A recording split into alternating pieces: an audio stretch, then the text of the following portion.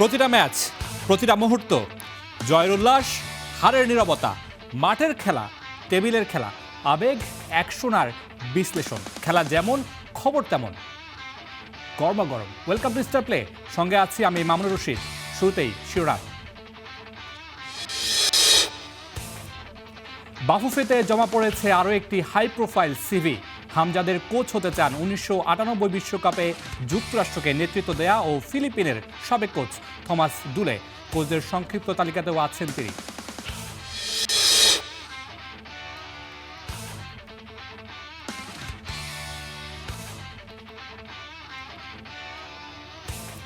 বাফুফের নতুন চ্যালেঞ্জ, কক্সবাজারে FIFA solar centre for excellence নির্মাণে জমি বরাদ্দ, সহযোগিতা করতে প্রস্তুত সরকার।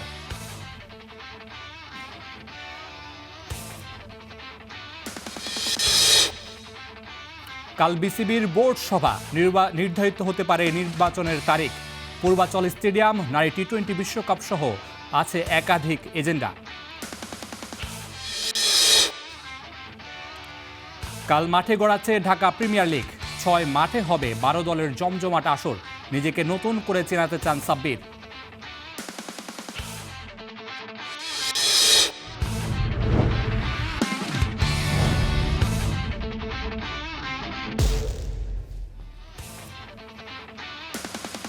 বাফুফেতে জমা পড়েছে আরও একটি হাই প্রোফাইল সিভি। হামজাদের কোচ হতে চান 1998 বিশ্বকাপে যুক্তরাষ্ট্রকে নেতৃত্ব দেয়া ও ফিলিপিনের সাবেক কোচ থমাস ডুলে।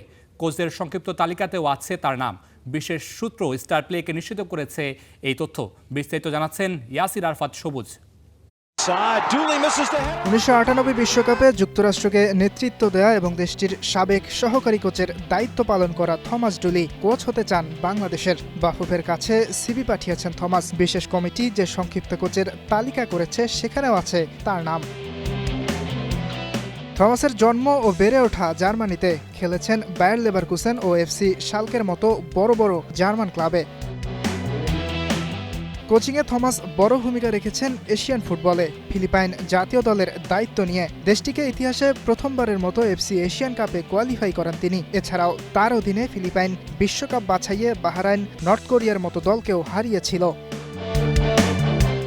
হামজা সমিতির কোচ নির্বাচন নিয়ে কোনো কার্পণ্য করবে না বাফুফে। যোগ্য এবং বাংলাদেশের জন্য ভালো হয় তাকেই বাছাই করা হবে কোচ হিসেবে।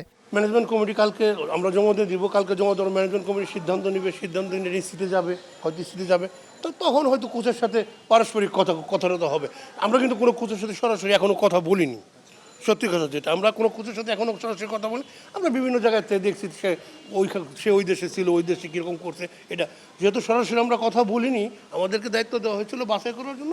আমরা আমাদের লিস্টটা কালকে করে দেবো। ম্যানেজমেন্ট কমিটি কালকে সিদ্ধান্ত নেবে কার সাথে কথা বলবে।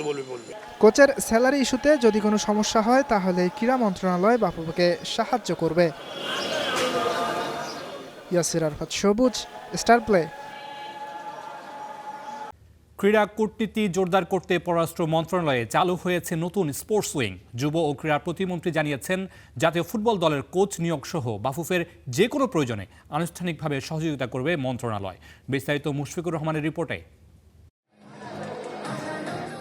এই ছোট্ট শিশুর ক্রীড়া নৈপুণ্য মুগ্ধ করেছে প্রধানমন্ত্রী সহ সারা দেশের মানুষকে। আন্তর্জাতিক অঙ্গনে এমন প্রতিভার আদান প্রদান বাড়াতে পারে দেশের ক্রীড়াঙ্গনের মান। সেই লক্ষ্যেই ক্রীড়া কূটনীতি এগিয়ে নিতে কাজ শুরু করেছে পররাষ্ট্র মন্ত্রণালয়। নতুন এই উদ্যোগে সম্পৃক্ত থাকবেন প্রধানমন্ত্রী কন্যা জাইমা রহমান। ইতিমধ্যে কিন্তু আমাদের পররাষ্ট্র মন্ত্রণালয়ের একটি স্পোর্টসের একটি উইংস খোলা হয়েছে স্পোর্টস ডিপ্লোমেসির। সার্বিকভাবে আমাদের মাননীয় প্রধানমন্ত্রীর নির্দেশনায় আমরা স্পোর্টস ডিপ্লোমেসির মাধ্যমে আমাদের বাংলাদেশের স্পোর্টসে কিভাবে আরও অনেকভাবে অবদান রাখা যায় সেই বিষয়গুলো নিয়ে আমরা কার্যক্রম শুরু করেছি মাত্র। কক্সবাজারে ফিফা সেন্টার ফর এক্সিলেন্স নির্মাণে জমি বরাদ্দ এখনো বড় চ্যালেঞ্জ। জমি পেতে বাফুফেকে দিতে হতে পারে প্রায় 8 কোটি টাকা, যা সংস্থাটির জন্য বড় বাধা। অন্যদিকে নির্ধারিত সময়ের মধ্যে জমি বুঝে দিতে না পারলে ফিফা বাতিল করতে পারে প্রকল্পের অর্থায়ন। ফলে সমাধান খুঁজতে সক্রিয় সরকারও। তারা অবশ্য একটা বিষয় আমাদেরকে অবগত করেছে বাট আমি আমার সচিবকে বলেছি যে এটা অফিসিয়ালি একটা চিঠি দিলে দেন এটা আমাদের মিটিংয়ে আলোচনার মাধ্যমে সেটা কিভাবে আমরা বাংলাদেশ ফুটবল ফেডারেশনকে সহযোগিতাটুকু করতে পারি সে বিষয় নিয়ে আমরা পরবর্তীতে আলোচনা করে ইনশাল্লাহ এটাকে সমাধান করবো ইনশাল্লাহ। এদিকে দেশের ফুটবলে এখন সবচেয়ে গুরুত্বপূর্ণ ইস্যু জাতীয় দলের নতুন কোচ নিয়োগ। আন্তর্জাতিক মানের কোচদের আবেদন জমা পড়লেও আর্থিক দিকটি হতে পারে বড় বাধা। এক্ষেত্রে প্রয়োজন হলে সহযোগিতা করতে প্রস্তুত ক্রীড়া মন্ত্রণালয়। কোচের যে বিষয়টা এটা অ্যাবসোলুটলি আসলে বাংলাদেশ ফুটবল ফেডারেশন তারা নিজেরাই যাচাই বাছাই করে যাকে ভালো মনে করে তাকে নেওয়া উচিত এবং বাংলাদেশের ফুটবলের স্বার্থে তাকে নেওয়া উচিত আমি মনে করি। তো সেই ক্ষেত্রে ফুটবল ফেডারেশন আসলে অফিসিয়ালি এখন পর্যন্ত আমাকে কিছু জানায়নি। সেক্ষেত্রে আমরা আলোচনার মাধ্যমে অনেক সমস্যার সমাধান করতে পারি। প্রতিমন্ত্রীর সঙ্গে সৌজন্য সাক্ষাৎ করেছেন বাফুফে কর্মকর্তারাও। তারা জানিয়েছেন ফুটবলের উন্নয়নে সরকারের এমন সহযোগিতা ইতিবাচক ভূমিকা রাখবে। আমরা সার্বিক বিষয়ে আমি এবং প্রেসিডেন্টকে উনি মিনিস্ট্রিতে যেতে বলেছেন, সেখানে আমরা ওনার সাথে যে কথা বলে আমাদের যে টেকনিক্যাল সেন্টার বা এনাদার যে সমস্ত ইয়েগুলো আছে সবগুলোই উনি সমাধান করে দিয়ে বলেছেন। এর আগে বাংলাদেশ স্পোর্টস জার্নালিস্ট অ্যাসোসিয়েশন আয়োজিত মিডিয়া কাপ ফুটবল টুর্নামেন্টের উদ্বোধন করেন যুব ও ক্রীড়া প্রতিমন্ত্রী আমিনুল হক। Mushfiqur Rahman, star news, Dhaka. সাফের প্রস্তুতিতে চট্টগ্রাম থেকে প্রথম ধাপের ক্যাম্প সেরে ঢাকায় পৌঁছেছে জাতীয় নারী দলের ফুটবলাররা। চট্টগ্রাম থেকে সকালের একটি ফ্লাইটে ঢাকায় আসেন আফিদা, ঋতুপর্ণারা। গেল 23 এপ্রিল কোচ পিটার বাটলারের তত্ত্বাবধানে বন্দরনগরের কোরিয়ান ইপিজিরে কন্ডিশনিং ক্যাম্প করেন ফুটবলাররা। দ্বিতীয় দফায় ক্যাম্প করতে আগামী 7 মে থাইল্যান্ডে যাবে তহুরা শিউলিরা। সেখানে 20 মে পর্যন্ত প্রশিক্ষণ নেবে খেলোয়াড়রা। একই সময় থাইল্যান্ডের দুটি স্থানীয় ক্লাবের সাথে দুটি প্রস্তুতি ম্যাচও খেলবে বাংলাদেশ নারী ফুটবল দল। 21 মে ভারতের গোয়ায় পৌঁছাবে দল। 25 মে থেকে 5 জুন অনুষ্ঠিত হবে ওমেন্স সাফ চ্যাম্পিয়নশিপ। এবার হ্যাট্রিক শিরোপা জয়ের সুযোগ লাল সবুজদের।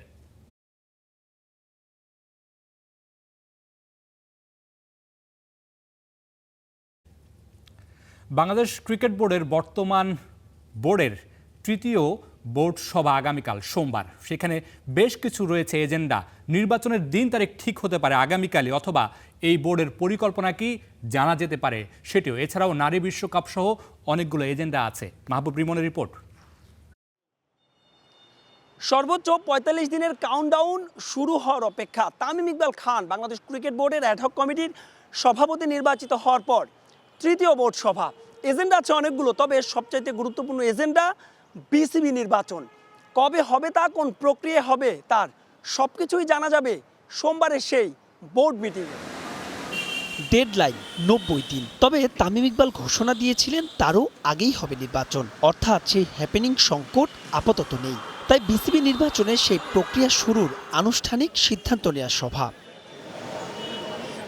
গেল ৭ এপ্রিল দায়িত্ব নেওয়ার পর টানা ২ দিন বোর্ড মিটিং করেছেন তামিম ইকবালের অ্যাডহক কমিটি। মাসখানেকের কম সময়ে তৃতীয়বারের মতো এক ছাদের নিচে বসতে যাচ্ছেন তারা। প্রথম ২ বোর্ড মিটিংয়ে উপস্থিত ছিলেন না দলের সব সদস্যরা, তবে এদিন উপস্থিত হতে পারেন ১১ জনের সবাই।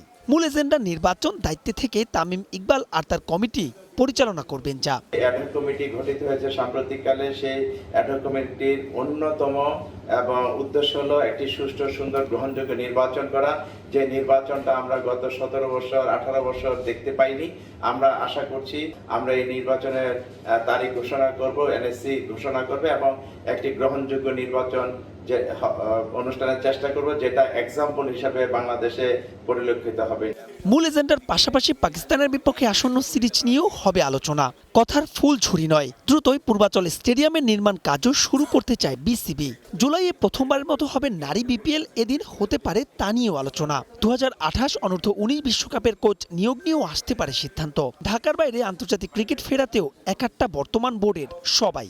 আলহামদুলিল্লাহ এই বিষয়গুলি নিয়ে আমরা সবার সাথে বিসিবি এবং এনএসসি যৌথভাবে একসাথে কাজ করলে এইগুলি অনেক সহজ হয়ে যাবে ইনশাল্লাহ।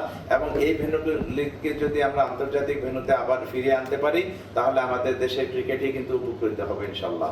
তবে বলাই বাহুল্য, এসব এজেন্ডা ম্লান হবে বিসিবির ওই নির্বাচনের দিনক্ষণের কাছে। মিলবে নতুন শুরুর ইঙ্গিত। মাহবুব রিমন, স্টার প্লে। দীর্ঘ স্থবিরতা আর অনিশ্চয়তা কাটিয়ে অবশেষে শুরু হচ্ছে দেশের একমাত্র list A cricket tournament Dhaka premier league. সোমবার থেকে মাঠে গড়াবে ১২ দলের এই জমজমাট আসর, যা চলবে আগামী ১১ জুন পর্যন্ত। এবার টুর্নামেন্টটি অনুষ্ঠিত হবে সিঙ্গেল লিগ ফরম্যাটে। বিস্তারিত KM সনির রিপোর্টে। কাল থেকে শুরু দেশের ঘরোয়া ক্রিকেটের সবচেয়ে বড় টুর্নামেন্ট ঢাকা প্রিমিয়ার লিগ। নানা জল্পনা কল্পনার অবসান ঘটিয়ে 12 ক্লাবের অংশগ্রহণে অবশেষে শুরু হচ্ছে এবারের আসর।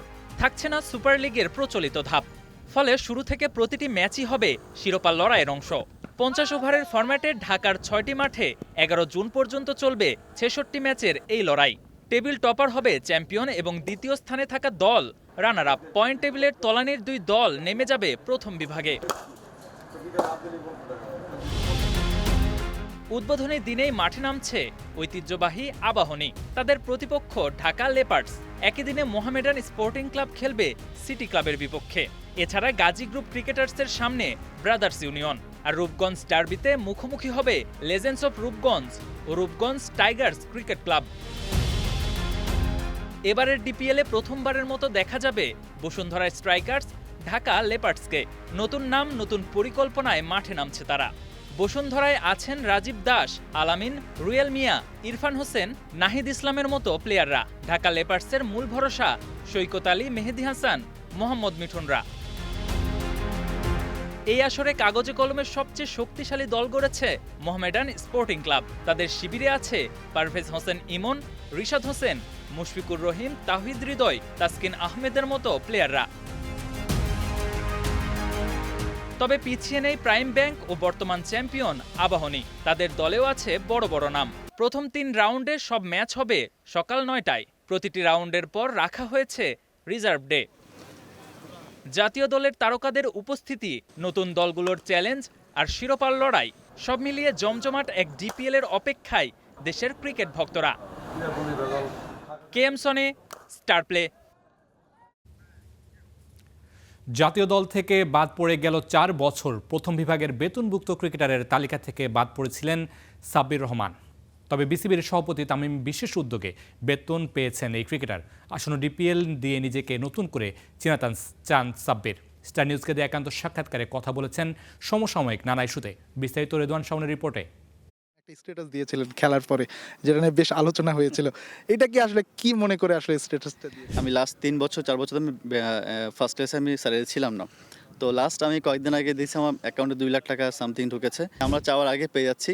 তো আমরা লং টার্মের জন্য আমাকে চাই সবসময়। বৃষ্টি থেকে বাঁচতে সাব্বিরের দৌড়টা কি তার জীবনেরই প্রতিচ্ছবি? 4 বছর জাতীয় দলের বাইরে থেকেও আলোচনা যার পিছু ছাড়েনি। মাঠে কিংবা মাঠের বাইরে, ইতিবাচক কিংবা নেতিবাচক কাণ্ডে নানা সময়ে সাব্বির এসেছেন আলোচনাতে। জাতীয় দল থেকে বাদ পড়ে গেল 4 বছর। প্রথম বিভাগ ক্রিকেটের বেতনভুক্ত ক্রিকেটারের তালিকা থেকেও বাদ পড়েছিল সাব্বিরের নাম। তবে বিসিবির সভাপতির চেয়ারে তামিম আসায় বদলেছে চিত্রটা, যা অবাক করেছে সাব্বিরকেও। আমি আপনাকে এক্সাম্পল দিই। আমি লাস্ট 3-4 বছর আমি ফার্স্ট ক্লাসে আমি স্যালারি ছিলাম না। তো লাস্ট আমি কয়েকদিন আগে দিয়েছি, আমার অ্যাকাউন্টে 2 লাখ টাকা সামথিং ঢুকেছে। তো আমি কাউকে প্রশ্ন করলাম যে এটা কিস টাকা, তখন বলছে স্যালারিতে। তো তামিম ভাই অবশ্যই প্লেয়ারদের যে কাজ করতেছেন অবশ্যই অ্যাপ্রিসিয়েটেড, এবং আমি শিওর যে তামিম ভাই একজন প্লেয়ার ছিলেন এবং প্লেয়ারদের কষ্ট, সুখ, ভালোবাসা সবসময় আমরা শেয়ার করতাম অ্যাজ এ জুনিয়র হিসাবে।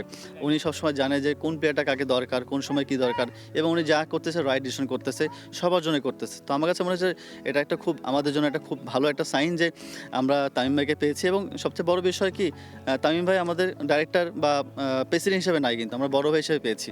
তো আমরা মন খুলে কথা বলতে পারছি, যখন মঞ্চে যেতে পারছি। ইভেন আমি কয়েকদিন আগে তামিম ভাইয়ের সাথে কথা বলেছি, উনি ফোন পিক করছে, কথা বলেছি। তো এটা আমাদের কাছে একটা খুব একটা অ্যাচিভমেন্ট, এবং আমার কাছে মনে হয় এটা খুব ভালো দিক এটা যে তামিম ভাই আমাদের সাথে আছেন এখনো। তার কাছ থেকে ভালো কিছুই আশা করেন ভবিষ্যতে, মানে তিনি যদি ওই দায়িত্বটা পার্মানেন্টলি পান? আশা তো অবশ্যই করি, বাট উনি আমাদের আশার থেকে বেশি দিচ্ছে। সো এটা আমাদের একটা প্লাস পয়েন্ট যে আমরা চাওয়ার আগে পেয়ে যাচ্ছি। তো আমরা লং টার্মের জন্য ওনাকে চাই সবসময়। আসন্ন ডিপিএলে ঐতিহ্যবাহী আবাহনীর জার্সি গায়ে চড়ানোর অপেক্ষায় এই হার্ড হিটার ব্যাটার। ক্লাবটির হয়ে অনুশীলনেও যোগ দিয়েছেন তিনি। ডিপিএলে নতুন লক্ষ্য, চোখ জুড়ানো পারফর্ম করে আসতে চান জাতীয় দলের নজরে। আমার কাজ হচ্ছে পারফর্ম করা, যেটা লাস্ট 2 বছর পারফর্ম করছে আলহামদুলিল্লাহ। বাকিটা আমি জানি না। দর্শক আছে, ফ্যান ফলো যারা আছেন, বড় ভাই ছোট ভাই যারা আছেন, এখনও চায় আমাকে। এটা আমার একটা বড় একটা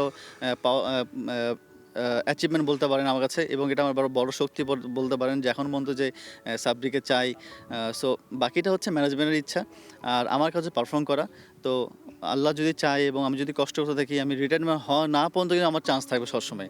তো চেষ্টা করবো আমি রিটায়ারমেন্ট হওয়ার আগে বা কিছু একটা ভালো কিছু করে তাদের চোখে আসার জন্য। হপফুলি এই বিপিএলটা হোক না কেন, আমার ডিপিএলটা হোক না কেন, তো চেষ্টা করছি ভালো কিছু করার জন্য।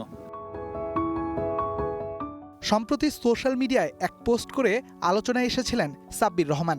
যদিও এই ক্রিকেটারের দাবি বাংলাদেশের পরাজয়ের সাথে তার ফেসবুক পোস্টের কোনো যোগসূত্রই নেই। দেখেন, আমিও এটা আমার একটা কাজ হওয়ার কথা ছিল, কোইন্সিডেন্স এটা মিলে গেছে, বাট আমি আমার ক্রিকেটকে নিয়ে কোনো সময় কোনো স্ট্যাটাস দিই না, এখন পর্যন্ত দিই না। এবং আমি আমার ক্রিকেট যারা ছোটো ভাই আছে, যারা আমার কলিগ আছে, তাদেরকে অত্যন্ত ভালোবাসি এবং আমি ওই জায়গাতে বিলংস করেছি যে হার জিত মানুষের থাকতে পারে। ওই স্ট্যাটাস আমি কাউকে মিন করে দিই নাই। আমার একটা অ্যাচিভমেন্ট হওয়ার কথা ছিল, আমার একটা প্রজেক্ট ছিল, প্রজেক্টটা পাস করেছি, ওই সময় আমি দিয়েছি।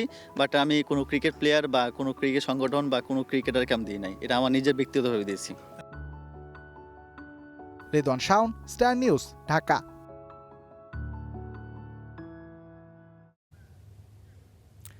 দর্শক, ক্রিকেট ছেড়ে কেউ চালান রিক্সা, কেউ বিক্রি করেন ফুচকা, আবার কেউ কাজ করেন শোরুমে। কিন্তু এই ক্রিকেটারদের সবার থাকার কথা ছিল মাঠে।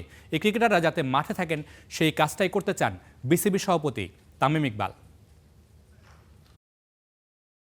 ফাইন্যান্সিয়ালি প্লেয়ার্সরা বেনিফিট হবে, বিকজ আমি শিওর এখানে অনেকেই আমরা নিউজ দেখেছি সেকেন্ড ডিভিশন, ফার্স্ট ডিভিশনের প্লেয়াররা ক্রিকেট ছেড়ে অনেকে ফুচকা বিক্রি করছে, রিক্সা চালাচ্ছে, এরকমও কাহিনী আমরা শুনেছি, দেখেছি।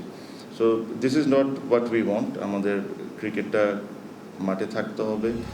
এমনটাই তো হওয়ার কথা, এমনটাই তো হওয়া উচিত। ক্রিকেটাররা মাঠে থাকবে, খেলার মধ্যে থাকবে, ক্রিকেটটাকে ভালোবাসবে। প্রতিষ্ঠা নিয়ে কোনো ক্রিকেটার ক্রিকেটটাকে বিদায় জানাবে না। একটু পেছনে যেতে চাই। বাংলাদেশের হয়ে অনূর্ধ্ব 19 বিশ্বকাপ খেলা একজন ক্রিকেটার এখন কাজ করছেন একটা শোরুমে। আর্থিক অনটনের সাথে লড়াই করে হাল ছেড়ে দিয়েছেন কাজী অনিত ইসলাম। অথচ 4 তারিখ থেকে শুরু হতে যাওয়া ঢাকা প্রিমিয়ার লিগে খেলার কথা ছিল এই পেসারের। অভিমান আর পরিবারের ভার বইতে ক্রিকেট থেকে নিয়েছেন অবসর। তবে বোর্ড থেকে একটু সহযোগিতা পেলে আবারও ফিরতে চান মাঠে। ক্রিকেট খেলতেছিলাম, বাট কোনো জায়গায় সুযোগ পাচ্ছিলাম না, যার কারণে আমি আমার ক্রিকেট ক্যারিয়ারও আমি ব্যাকফুটে পড়ে যাই এবং আর্থিকভাবে আমি খুব ক্ষতিগ্রস্ত হই। যার কারণে এই সব কিছু আমার ফ্যামিলি অনেক প্রবলেম ফেস করে, যার কারণে আসলে অনেকজনের কাছে হেল্প চেয়েছি, যতটুকু তারা পসিবল হয়েছে আমাকে হেল্প করেছে। অ্যান্ড এখন তো আর দেখা গেছে আর বিষয়টা আর কি আমার কন্টিনিউ করা পসিবল না, যার কারণে আমি জবটা বেছে নিয়েছি। এরকম অনেক উদাহরণ আছে ঢাকার ক্রিকেটে, বিশেষ করে প্রথম, দ্বিতীয়, তৃতীয় বিভাগ ক্রিকেটে। অনেক ক্রিকেটার ক্রিকেট ছেড়ে জীবিকা নির্বাহের জন্য বেছে নিয়েছেন ফুচকা বিক্রি কিংবা রিক্সা চালানোর মতো কাজ।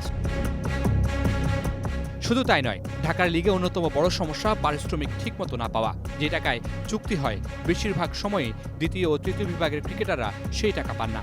অনেকাংশেই দায়টা থাকে টিম ম্যানেজারের। এমন সংবাদ উঠে এসেছিল স্টার নিউজেও। তবে এবার দায়িত্ব নিচ্ছেন তামিম ইকবাল। নির্বাচিত হয়ে আসলে কথা দিয়েছেন ক্রিকেটারদের জন্য নেবেন নতুন নতুন উদ্যোগ। ভবিষ্যতে এই জিনিসটাকে কিভাবে আরেকটু সিস্টেম্যাটিক করে নিয়ে আসা যায়, এটা নিয়ে আমাদের একটা আলোচনা হচ্ছে, সো দ্যাট যে কমিটমেন্টগুলো করা হচ্ছে বা করা হচ্ছে ওটা যেরকম 2 সাইড থেকেই ফুলফিল করা হোক। সেই সুসময়ের অপেক্ষায় ঢাকা লিগের হাজার cricketer. Mamunur Rashid, star news, Dhaka. পৃষ্ঠপোষক পেল বাংলাদেশ অনূর্ধ্ব 18 নারী ও পুরুষ হকি দল। এ উপলক্ষে বাংলাদেশ হকি ফেডারেশন এবং এপিলিয়ন গ্রুপ ও দেশেরা ফ্যাশন ও লাইফস্টাইল ব্র্যান্ড সেলরের মধ্যে একটি সমঝোতা স্মারক স্বাক্ষরিত হয়েছে।